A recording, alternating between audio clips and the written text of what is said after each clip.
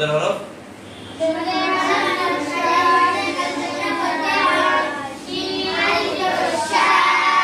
হ্যাঁ লক্ষ্য করে উচ্চারণ হা জবর হা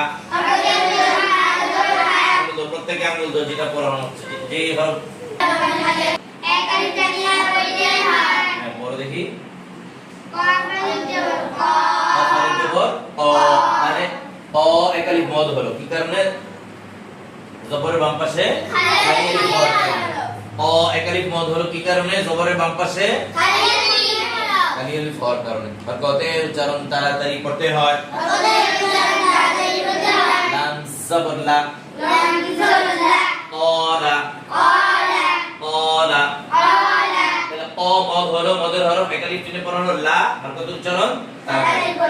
ঠিক আছে যেখানে তাড়াতাড়ি সেটা হরকত যেখানে তাড়াতাড়ি হবে আর মদ যেখানে হরকত